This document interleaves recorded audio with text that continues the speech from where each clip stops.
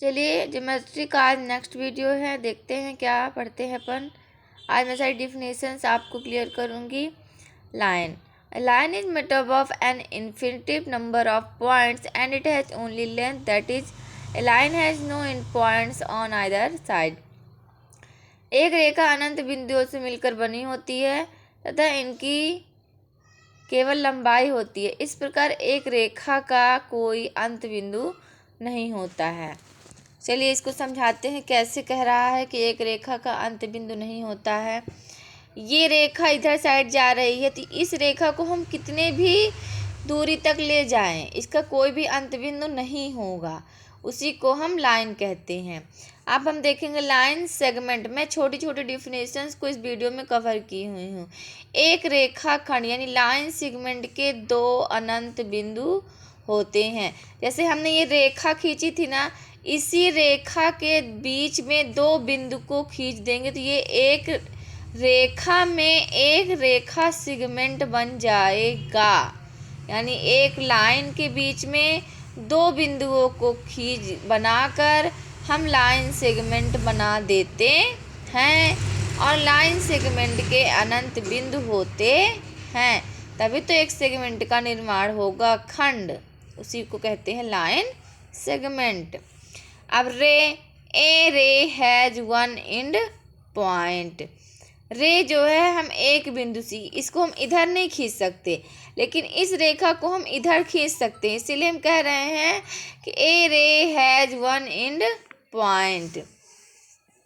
अब देखें collinear points क्या होते हैं।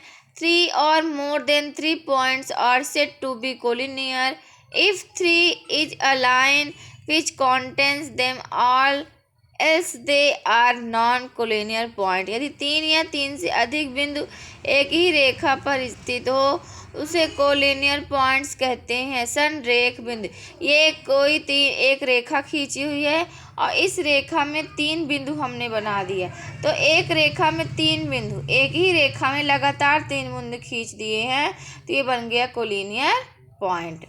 अब देखेंगे हम कॉन्करेंट लाइंस। कॉन्करेंट लाइंस क्या होते हैं? संपाती रेखाएं। 3 or more than 3 lines are said to be concurrent if there is a point which lies on all of them। 3 या 3 से अधिक रेखाएं जब एक ही बिंदु से गुजरती हैं उसे संपाती रेखाएं कहते हैं। जैसे हमने एक ये पॉइंट बना दिया, इस पॉइंट से देखिए कितनी सारी ray, A C F B E D, एक ही बिंदु से गुजरने वाली कई रेखाएं संपाती रेखाएं होती हैं। अब ये सारी डिफिनेशंस क्लियर हो गई। अब देखेंगे टाइप्स ऑफ एंगल। बहुत सारे एंगल होते हैं, आप पढ़ते आ रहे हैं 6ठी क्लास से, तो देखेंगे acute angle. Acute angle less than 90 degree, यानी 90 डिग्री से जो कम होते हैं एंगल उसे एक्यूट एंगल। अब राइट एंगल समकोण, जो 90 डिग्री स्ट्रेट लाइन एंगल जो बनता है, यही परपेंडिकुलर एंगल ही बनता है, इसी को राइट एंगल बोलते हैं। अब ऑब्ट्यूस एंगल यानी अधिक कोण, 90 से अधिक और 180 से छोटा, ये ऑब्ट्यूस एंगल हो जाता है, अधिक कोण। ठीक है, ये सारे एंगल बहुत ही इंपॉर्टेंट, मैंने इंग्लिश हिंदी दोनों में कवर किया हुआ है, इससे इंग्लिश मीडियम हिंदी मीडियम वाले बच्चे दोनों को कंफर्ट फील हो और वो पढ़ सके, नोट्स भी बना सकते हैं। ये मैंने बहुत अच्छे से नोट्स प्रिपेयर किया हुआ है आप लोगों के लिए। त्रिज्य कोण, सीधा कोण, straight line angle. Straight line angle मैंने पहले वाले वीडियो में भी कवर किया है। एक सीधी रेखा पर जो एक स्ट्रेट लाइन पे जो एंगल बना होता है उसे 180 डिग्री या रिज्य कोण, सीधा कोण, स्ट्रेट लाइन एंगल कहते हैं। रिफ्लेक्स एंगल या प्रतिवर्ती कोण। रिफ्लेक्स एंगल क्या होता है? जो 180 डिग्री से बड़ा होता है और 360 डिग्री से छोटा, यानी कंप्लीट एंगल नहीं होकर थोड़ा सा कम होता है 360 से। ये देखिए ये एंगल बना हुआ है तो ये यहाँ से शुरू होके यहाँ पे ख़त्म हो जाता है। अब complementary angle, when the sum of the measures of the two angles is 90 degree, then angles are called complementary angles.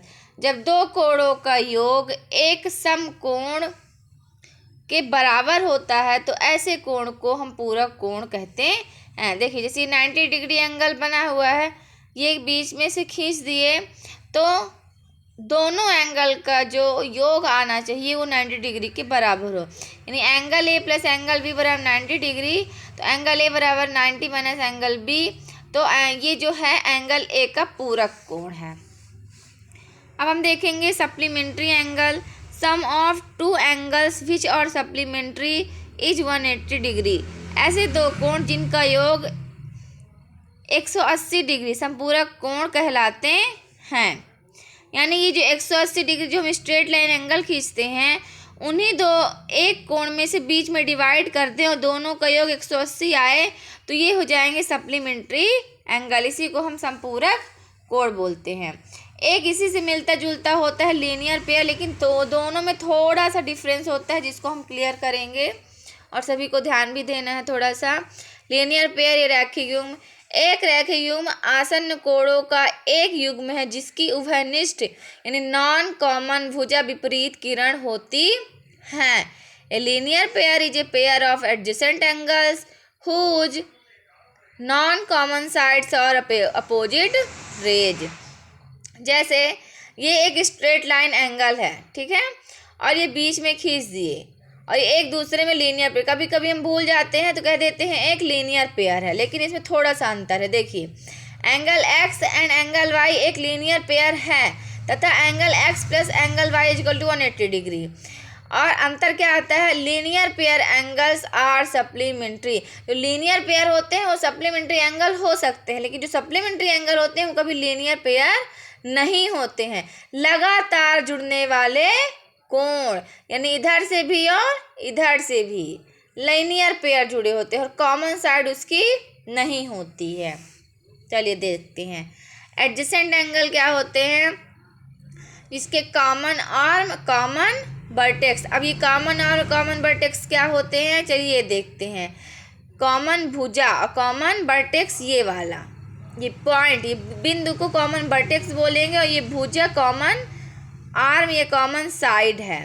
तो ये जो एंगल बना और ये बीच में एक लाइन खींचे हम, तो जो ये दो भुजाओं के बीच का ये कॉमन आर्म और दोनों भुजाओं के बीच का कॉमन वर्टेक्स, इसके कुछ फीचर है देख लेते हैं। They have a common vertex, ये कॉमन वर्टेक्स हो गया, यानी दोनों एंगल का एक ही वर्टेक्स है। They have a common arm, दोनों एंगल का जो एक कॉमन आर्म में बनता है ये है।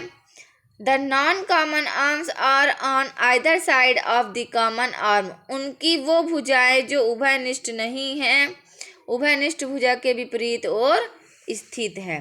जैसे इसमें देखते हैं क्या है, alpha and theta naught adjacent angle. क्यों, क्योंकि ये वाला एंगल इसमें ये इसका एंगल है, लेकिन जो ये इसका एंगल बन रहा है ये कंप्लीट थीटा नहीं बन रहा है, ये थीटा हो गया ये अल्फा हो गया, इसलिए कॉमन आर्म नहीं है, इसलिए एडजेसेंट एंगल नहीं है।